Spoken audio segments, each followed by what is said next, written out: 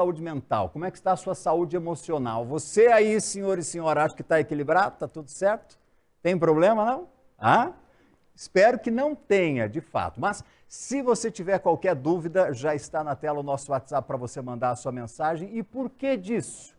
Porque 2024 começou e com ele a campanha Janeiro Branco. O objetivo dessa campanha, assim como a gente tem lá o Outubro Rosa, o Novembro Azul, é alertar a população sobre os cuidados com a nossa saúde. E nesse caso aqui, o Janeiro Branco, fala sobre a saúde mental e emocional. E essa campanha alerta também sobre como prevenir, como acolher alguém que adoeceu. E, claro, né, levando sempre em consideração que a vida pede o quê? Pede equilíbrio. Nós convidamos o médico do trabalho, Guilherme Murta, para nos ajudar nessa empreitada aqui, para desmistificar, para falar um pouco sobre essa campanha. Janeiro Branco. Doutor, seja muito bem-vindo. Muito obrigado. Prazer. Saúde para o senhor, antes de mais nada, em 2024. A todos nós, né? A gente agradece muito a oportunidade de estar aqui conversando com vocês sobre esse importante tema. Importante tema. A Márcia também vai participar com a gente aqui, disse que já tinha pergunta. Antes, Márcia, me permita. Doutor, por que janeiro e por que branco? Perfeito. Então, até talvez antes de abordar o Janeiro Branco, esse tema em geral, ele merece um destaque. A saúde mental é diferente, por exemplo, de uma fratura, que você tira um raio-x, você enxerga ali, consegue ser palpável. Isso. O tema de saúde mental é um tema mais etéreo, né? Na sociedade tem um estigma ainda muito forte em relação a esse tema. É diferente você ter, como disse, uma fratura, você fala para um colega sem nenhum problema. Né? Além de ser visível, não existe nenhum tipo de estigma na sociedade. Nem constrangimento. Nem constrangimento. A pessoa que tem depressão, tem ansiedade, às vezes se sente um pouco insegura de se abrir, né? Então esse é um tema que, em primeiro lugar, nós temos que falar mais sobre esse tema. Desmistificar e diminuir, né, esses estigmas na sociedade. E por conta de tudo isso, né, houve um entendimento que era importante ter um mês, assim como vocês mencionaram, assim como existe o Outubro Rosa, o Novembro Azul, um mês dedicado a essa conscientização.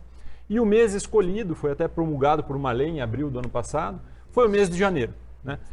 A parte de branca se remete a como se fosse uma página em branco no primeiro mês do ano, né, para você construir a sua história a partir do primeiro mês. Aproveitando que a gente começa o ano, é uma página em branco que se inicia a contagem de uma nova história, então pensou-se, pelo menos há 10 anos, essa campanha Janeiro Branco. Se a gente for falar aqui sobre saúde mental, doutor, a gente precisa elencar principalmente que tipo de doença que hoje acomete mais. Vamos falar né, de uma forma geral, as pessoas. Que doenças que nós precisamos ficar atentos, das mais simples até as mais drásticas, as mais difíceis de identificar ou mesmo tratar? Os transtornos mentais, eles têm ficado cada vez mais relevantes na nossa sociedade. Existiu um boom, especialmente na pandemia, quando houve o isolamento, insegurança de trabalho, não se sabia exatamente o que seria do mundo, né? Então, isso se demonstrou através de afastamentos previdenciários que aumentaram por transtornos mentais, absenteísmo relacionado a transtorno mental também aumentou muito as faltas de trabalho, né? E os principais motivos são depressão, ansiedade. O Brasil é o país mais ansioso da América Latina, né? Um dos mais ansiosos do mundo. As estatísticas nos apontam cerca de 10% da população com ansiedade e 6% com depressão. Muita coisa, Márcia. É muita gente e é uma situação, como foi dito, antigamente é outro dia, né? A pessoa formava até algum tipo de situação mental, se já diagnosticada ou não, a depressão chamava de preguiça. A pessoa tem preguiça, não quer trabalhar, falta do que fazer. Mas aí que tá. A gente tem que trabalhar, eu sempre gosto de estar assim, mais da prevenção. Perfeito. O que é possível fazer, tanto em ambientes funcionais, quanto no próprio doméstico, para que se consiga trabalhar um pouquinho essa prevenção, para que a gente tenha menos situações de perdas? Olha, foi extremamente feliz a sua colocação. Vamos fazer uma analogia aqui, talvez, para ficar mais fácil para todos entenderem. Se a pessoa tem diabetes, hipertensão, existem fatores de risco para que aquela condição seja agravada ou não. Transtornos mentais também existe essa correlação. Então, existem determinantes de saúde, né, que estão ligados a uma série de fatores, por exemplo, condições de trabalho, condições de moradia, estudo, atendimento à saúde.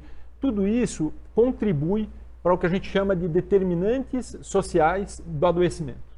Tá? Então, nos transtornos mentais, nós também temos fatores de risco para isso. Isso pode ser tanto na casa de cada um de nós, o nosso relacionamento familiar, relacionamento com os amigos, ambiente de trabalho, tudo isso influencia na nossa saúde como um todo. Então, o que a gente precisa realmente identificar são esses fatores de risco para que a situação não se agrave, inclusive a genética também pode ser predisponente a algumas doenças mentais, né? Mas para que isso não se agrave, não se configure como uma doença e isso evolua. Quando eu falei agora há pouco das estatísticas, de 10% de ansiedade, 6% de depressão, isso são dados ainda subestimados. Muitas pessoas convivem com o problema e, diferente de uma fratura, que você sabe o dia que você começou, depressão, ansiedade, muitas vezes é progressivo. É aos poucos que a pessoa vai desenvolvendo. E ela às vezes não nota, realmente por ser insidioso, por ser aos poucos. Né? Então, o que a gente precisa para entender e não deixar que a doença se desenvolva e, ao se desenvolver, não piore, não evolua, realmente é essa conscientização e que o mês de Janeiro Branco traz essa oportunidade da gente conversar. Mas, só enfatizando, o mês ele é de conscientização, mas a ação deve ser continuada.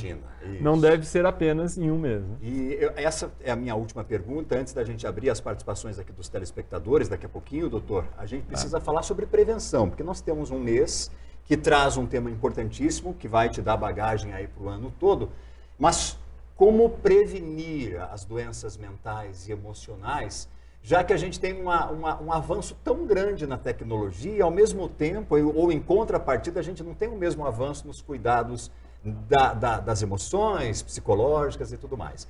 Como prevenir tudo isso? O primeiro ponto é a conscientização. Então, a pessoa tem que ter um entendimento de que você se sentir, e também dividir, tá? Eu acho que vale a pena a gente esclarecer. Algumas situações na vida são habituais e fazem parte do ser humano. Algum familiar adoecer e ter um óbito, é natural que os familiares fiquem tristes. O que não é natural é não ficar triste, né? Numa situação dessa. E isso não é depressão. Né? A depressão ela é baseada numa série de sinais e sintomas que são diagnosticados por um profissional médico, né? E que precisam, sim, de um acompanhamento. Mas a conscientização individual é necessária para que a pessoa entenda que há, de repente, alguma coisa que não tá natural nela. Né? Então, por exemplo, a pessoa começa a dormir menos, começa a se alimentar menos ou mais. Tanto para mais quanto para menos existem... Exatamente. E mudança de padrão. A pessoa sempre dormia 8 horas. Ela passa a cada vez dormir menos, acordar com ansiedade, acordar com insônia, ou ela começa a ver que está sem vontade de fazer as coisas que ela tinha prazer não está mais tendo. Então, acendem alguns sinais de alerta, sabe? E que aí a pessoa realmente precisa buscar um apoio profissional, de um psicólogo, de um psiquiatra ou de um médico generalista, né? Para conversar com essa pessoa. Muitas vezes, se realmente a população se conscientizar disso, vai identificar isso nos primeiros estágios.